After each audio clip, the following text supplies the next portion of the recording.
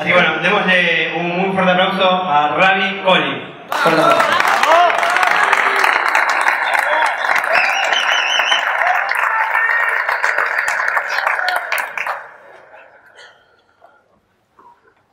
Hola, buenas tardes. ¿Qué onda? ¿Todo bien? My name is Ravi, and I've been working at Elementum as an engineering manager.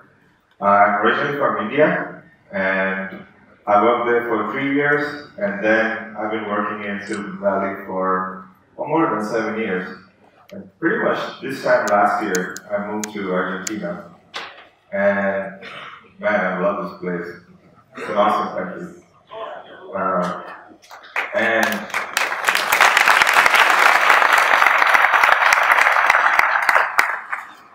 today, I'd like to tell you a story. Something very personal, something about me. When I moved to Silicon Valley 7 years ago, I started working in a big company. But then, man, the energy was exciting. A lot of meetups, amazingly smart people, a lot of companies changing the world. And I loved reading about the tech blogs, all the new projects coming up, the open source stuff going on. And I saw a lot of people working in startups and making a difference. And I really wanted to do that. So after took some time, and then I joined a startup, and I started working with really smart people.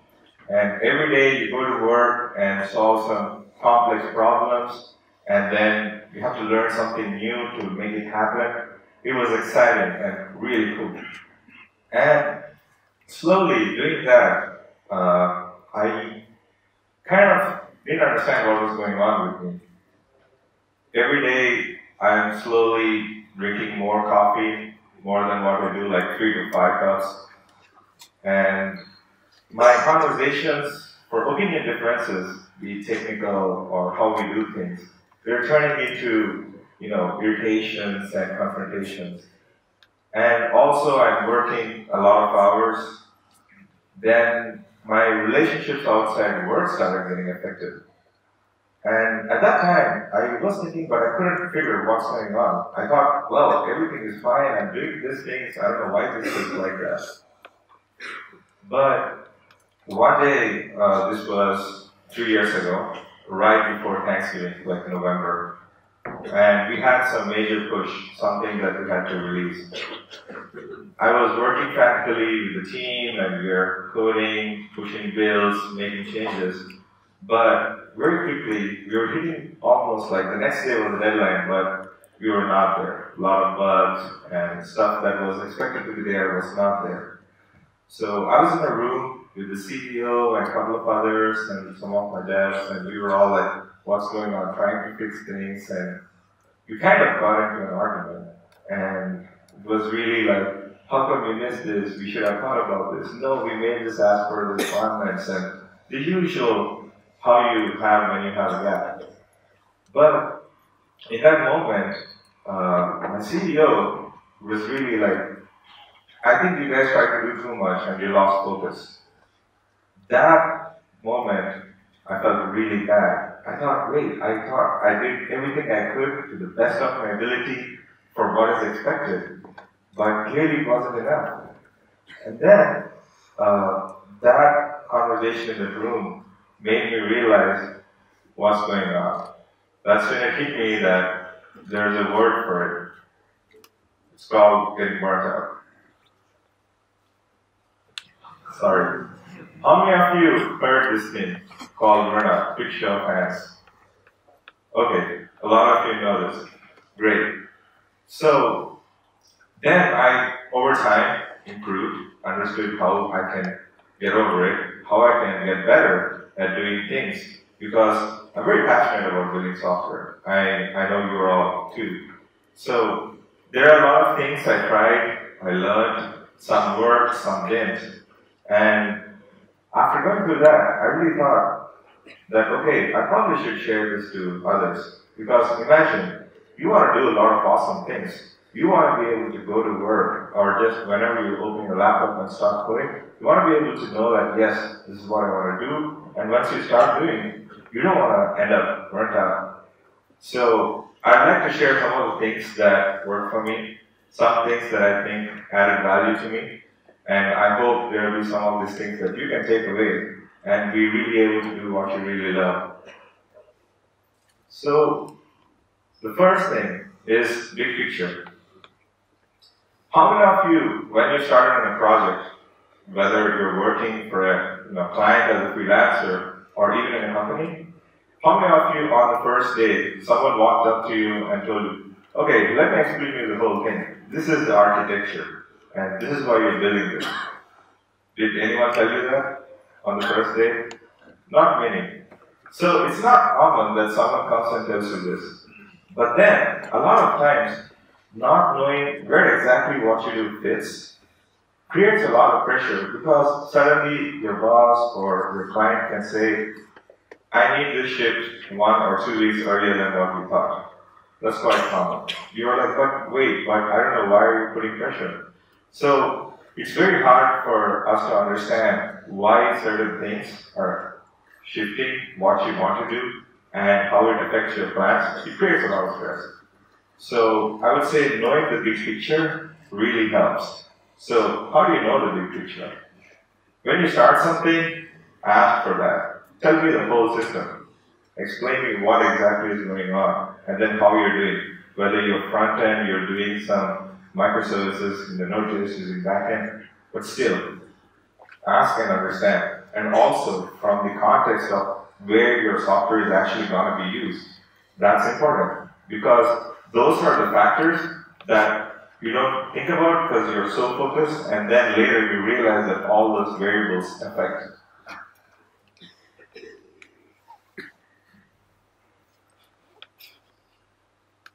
The next thing is about knowing your needs. So this is something that I realized quite later. I always had, luckily, people who are my seniors or managers who always knew what I was doing, what I needed, and when I had a situation or an issue, they always figured out what is it that I need to do. So when I go talk to them, they're like, okay, yeah, this is going on, this is what you need to do. But then, once I had a different manager, I moved to another team, and I started working with someone else. And the first conversation I had, I was waiting in the room, and then he comes and introduction and just chat for 2 minutes, and then the question is, what do you need from me? I'm like, okay, I thought you're my boss, you should be knowing this. You naturally expect that you would tell me what I need to do. But that was the first time. And then second time and third time, it was the same way. Then I started thinking, why is he asking me all the time, what do I need? Isn't that exactly why he's there? But over time I realized that what you think you need might be different from what they think that you need. And that's one thing that I started to go prepared beforehand. Rather than just simply telling, hey, here's the problem that I have, or you have to take care of this, I also go with saying, what do I need? Like, okay, our bills are constantly breaking. I need some help on some DevOps guy to come and help me to check that. Or I'm trying to solve this technical problem, but I've never done that aspect. Do you know someone who knows this so that I can talk and understand? Not only for technical aspects, for anything else also. Always being conscious and aware of what is it that I need on a given day or for a given week helps a lot in not only for you to understand where you're lacking or where you need help, but also it helps someone else to be able to help you. Because if you think about it, software is a people thing. It's about you making a difference. So everyone else is there to help you to do that better. So if you don't know and tell, it'll be very hard for others to help. So remember always to take a second and think, what do I need? And that simple question will definitely help you to understand and ask. Usually most of us follow sprints, right? And we are releasing software like that. It's kind of the standard. So usually when you finish the sprint, you have a sprint retro. that's usually the one place where you check, okay, how did we do? What happened? Did we do it well or not? Yeah, this thing was great. Yeah, that guy sucked, or we didn't get the requirements properly. So that's one forum where we share our concerns. But when you are trying to do this, and when you're moving teams or the sprints are changing, who is asking about you? You should think, wait, so how did I do so far? There's no sprint for you. No one's connecting a vector for you. So I think it's really important to have a ritual of checkpoints where you can just stop, look back, and assess. Okay, I wanted to do these things. Have I been able to do? I wanted to see those 2 YouTube videos, and I wanted to read these few blogs, and I wanted to try the library. Have I been able to do it? Oh, I wanted to take, more breaks this week when I work instead of constantly working. Have I been able to do that? So that kind of simple checkpoints to just step back and assess helps a lot. It helped me a lot in knowing what is it that you're not doing, or sometimes when you do stuff, you like something so much that you're really going into it, and then you might lose the whole focus of why you're doing it in the first place. So having checkpoints, just like how it helps software delivery, will help us also. The next thing is these 3 people. I know, I talk to my mom, and you have friends where you can chat and hang out and talk about stuff. But over time, I've learned that there are 3 people who I really need as a support in terms of doing what I love to do most. First is a peer, someone who is like you, working on similar things, doing usually in the same context. Like if I'm a developer, someone like a developer, if I'm a team lead, someone who is another team lead, so that it gives me the chance to talk and then discuss what's going on, more and also at a work level.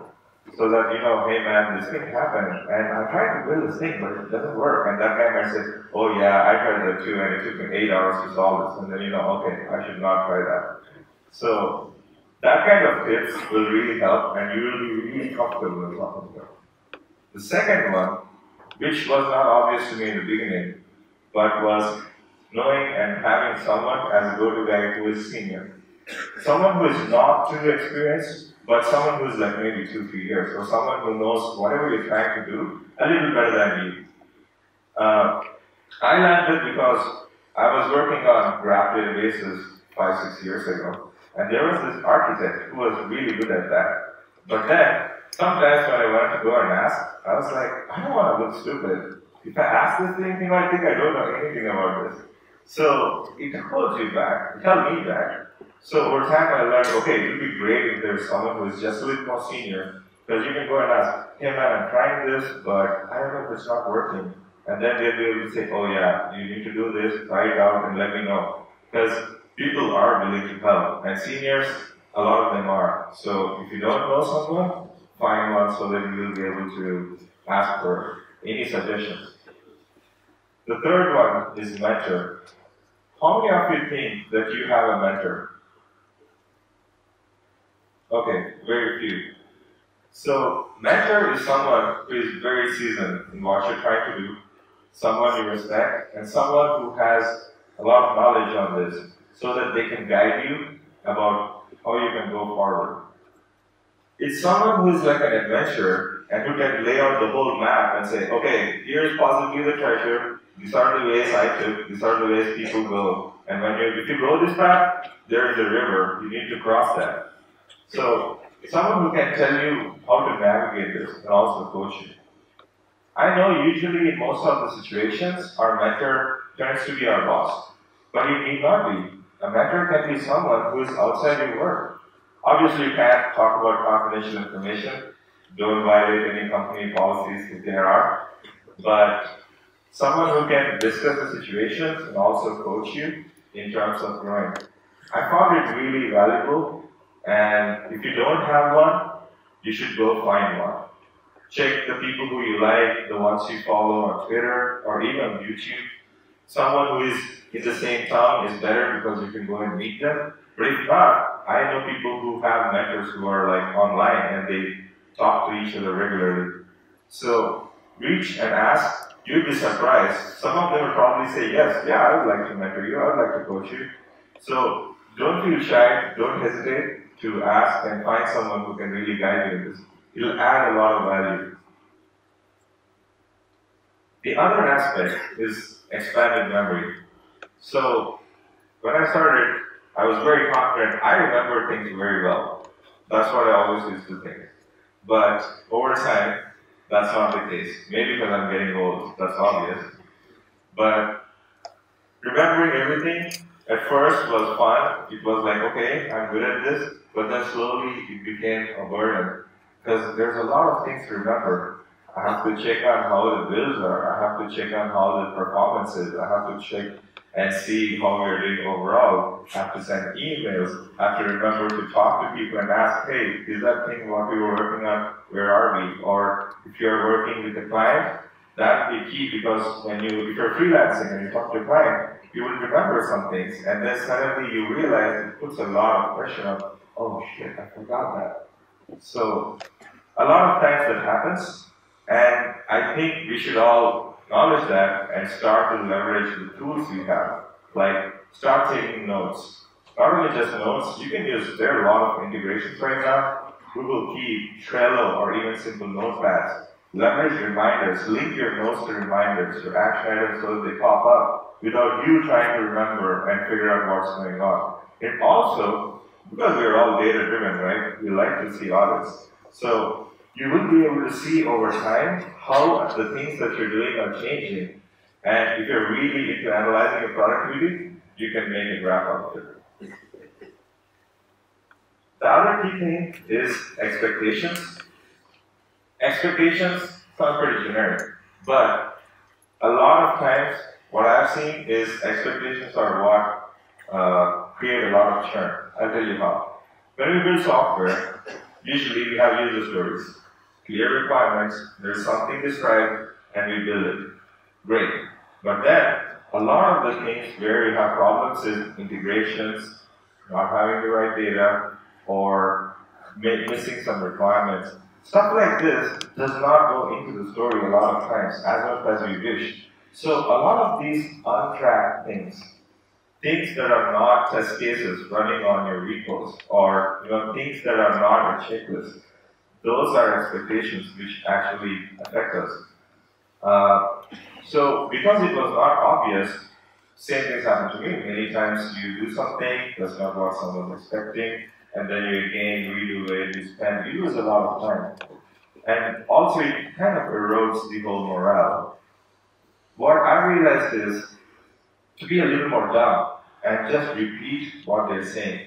If I go into a meeting and if you walk out with understanding something, if there's something for me to do or for you to do, just ask. Okay, so you want me to check this thing and let you know by 9 a.m. tomorrow. The same way, if you're doing a larger project or something a little more with many people, always remember to state what is it that they're expecting, because knowing what they're expecting from you is very important. Not only just doing, but also making sure that both parties or both the people involved are clear about what is it expected from you, what is it expected from the other person. The next thing is effective communication. We all know what communication is. Communication is sharing information and exchanging. But tell me this. How many of you had this scenario where you're trying to explain something to someone, they're not getting it. And then you try to add more and more details, they're not getting it. And then you start getting agitated and you're like, I'm trying to tell you with all this information, you're not getting it. But then the conversation ends with me not being able to convey that. Did anyone experience that? So, I had this problem before too. I always thought the more data I give, the more information I give, the more easy it should be for someone else to understand what it is that I'm trying to say. That's not the case. Because effective communication is not just about giving more data, more information. It's about understanding the intention behind it, understanding the emotions, and making sure we're stating clearly at a level of abstraction that others understand. And then you can go into details. So this is a notion of the subject. There's tons of books, lots of blogs, so many speakers focusing on just this. And this is like a life skill. I really believe this is a life skill that you constantly learn at home. But for starters, I would definitely say, learn to say clearly what it is that you want to say. Don't try to put a lot of information up front, because you should be able to abstract better, just like our code. And then you start giving more information. And you also learn to listen. That's very important, because that tells you how the other person is seeing it. So then you will be able to explain that in a much better way, rather than just trying to give your way of you think that all the info they should need. It takes time. It's not easy, but this is a true sign of someone who is maturing as a professional. And you will see that as you grow, this is an invaluable asset. And the last thing I would like to say is about finding your niche. Niche is a comfortable position, something that's like your calling or a vocation. I didn't realize this in the beginning, because every day there are so many new tools coming. To do the same thing, there are 5 libraries. There are so many new data structures. There's a lot of new things, interesting things, amazing things to learn and do. So as you go wide in learning all this, one day you do this, the next day you want to try an ML program, the third day I want to do some other new data engine that comes out, you want to try it. It's great. You learn all these things. But at the same time, you need to find something that really spikes your interest and holds it. The moment you find something like that, try to go deep. Go really deep into it. Because there will be a place where you can try so many things, understand the internals very well, and that will also give you joy. There's a deep joy in deep learning. Not the deep learning with the AI, but the real deep learning on you, on your actual neural networks. So, after getting burnt out, and then when I was trying to figure out, fix, and improve a lot of things, this was one aspect which I was really trying to figure, like, what is my niche? Where am I more comfortable? Where is it that I really want to grow and learn and be happy doing it?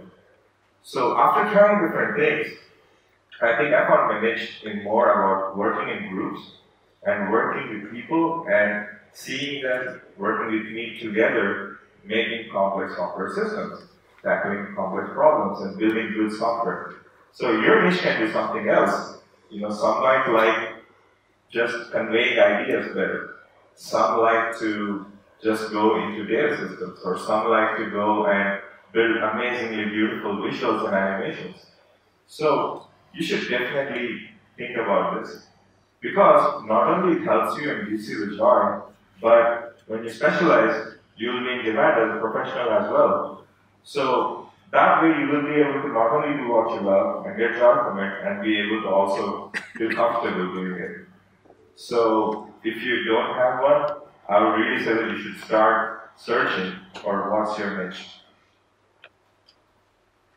So in summary, all these things that we talked about at a high level can be grouped into 3 aspects. Awareness of what's the big picture, or awareness of knowing what you need, and support system. The people, the 3 people we talked about, your peer, your senior, your mentor, and also making sure you're having checkpoints, and the mindset of being able to communicate with peers, willing to receive feedback, and about setting expectations and meeting them, and also learning and growing and finding your niche. So these are the aspects that help me a lot in growing, and I think given that we have so many things that we can do, and there are so many other aspects that we can work on, with all the possibilities and all the growth that's happening, I would say that the ball is in your hands, and you can kick it as far as you can. But before you do that, I would humbly request you all to stop and think. Pará La Pelota.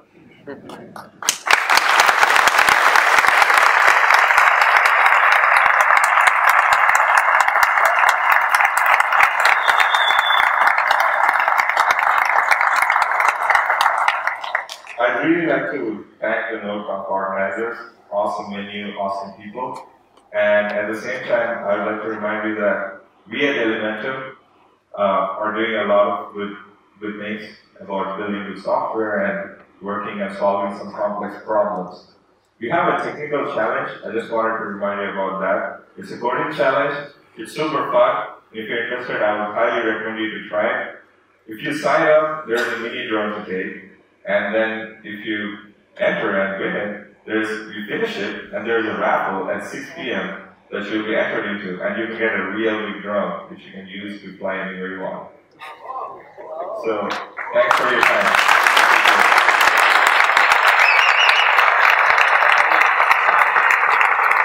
Genial, genial, genial, genial.